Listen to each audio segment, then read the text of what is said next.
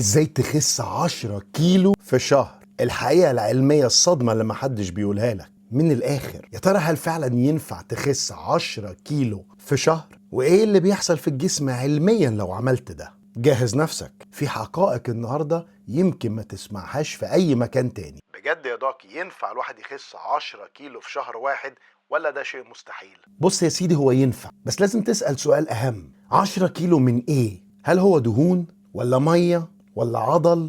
الجسم أول أسبوعين بيخس بسرعة جدا، واللي بتخسره بنسبة كبيرة هي مية، مخزون الجلايكوجين، وشوية عضل. طب والدهون بتبدأ تقل، بس مش بالسرعة اللي الناس متخيلاها. طب يا دكتور، العلم بيقول ايه المعدل اللي المفروض نمشي عليه؟ الدليل العلمي بيقول من نص كيلو لكيلو في الأسبوع، ده المعدل الأمثل. ليه؟ لأن الجسم بيحافظ على العضلات والهرمونات، وده عشان ما يحصلوش كولابس في معدل الحرق. إنما 10 كيلو في شهر ده رقم ممكن يحصل، لكن في أغلب الحالات ده مش أفضل حاجة. طب يا دكتور، افترضنا إن عندي مناسبة، عندي رحلة، عندي فحص طبي، ولازم أخس بسرعة، هل ده ينفع؟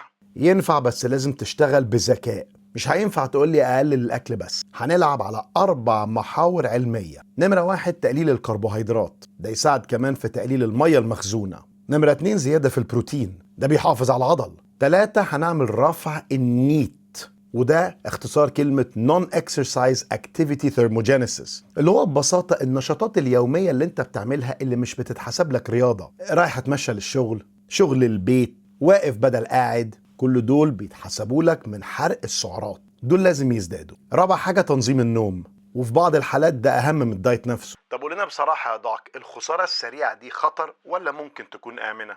لا، ممكن تكون آمنة لو اتعملت تحت إشراف طبي وفي ظروف معينة. الناس اللي عندها وزن عالي جدا، في مقاومة الإنسولين ومحاربتها، في محاربة الكبد الدهني، أو مرض ضغط وسكر ومحتاج يتحسن بسرعة. أما تعملها لوحدك وبدون إشراف، ممكن يحصل لك ضعف، هتفقد عضلات، ممكن يجيلك دوخة، تساقط شعر مبالغ فيه، تعب وخمول، وثبات وزن بعد أول شهر بسبب هبوط معدل الحرق. طب ايه بقى حكاية الحقيقة اللي محدش بيقولها يا دكتور؟ الحقيقة بقى ان اغلب الناس اللي بتخس 10 كيلو في شهر بترجع تزيد تاني في الوزن. طب ليه؟ لان الناس دي ما بتغيرش سلوكهم. الجسم بيخش في حالة نجاة اللي هو السرفايفل مود، اول ما ترجع تاكل طبيعي تاني بيعوض. ده الصدمة بقى ان في دراسات بتقول ان الخسارة السريعة في الوزن مش دايما اسوأ من الخسارة البطيئة، لان الفرق الحقيقي مش في السرعة، الفرق في الثبات.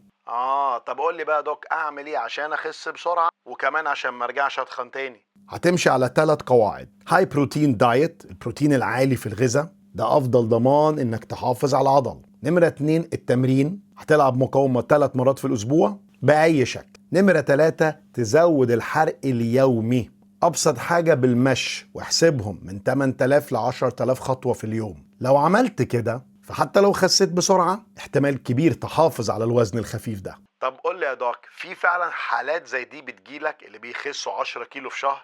نادرا، وفي الغالب بنشوفهم في الناس اللي وزنها عالي جدا وبيبقى معاها مشاكل صحية ولازم نظام قاسي جدا ودقيق جدا. لكن الشخص المتوسط بيخس من 3 ل 5 كيلو دهون في الشهر، الباقي بيبقى مية. طب لو انا عاوز الخلاصة اعمل ايه؟ الخلاصة العلمية ينفع تخس 10 كيلو، ولكن مش هيكونوا كلهم دهون. الأفضل خليك مستهدف 4-5 كيلو في الشهر، وافتكر إن السر الحقيقي مش في السرعة، السر إن جسمك يفضل ثابت بعد الخسارة، وده بيجي من البروتين والحركة، النوم وتمارين المقاومة. اكتب لي بقى في الكومنتات أنت بتخس إزاي، بمعدل قد إيه في الشهر. ولو استفدت من الفيديو ما تنساش تعمل له لايك، شير وسبسكرايب عشان غيرك يستفاد. وهو ده ازاي تخس 10 كيلو في الشهر، الحقيقة العلمية اللي محدش بيقولها لك. من الآخر.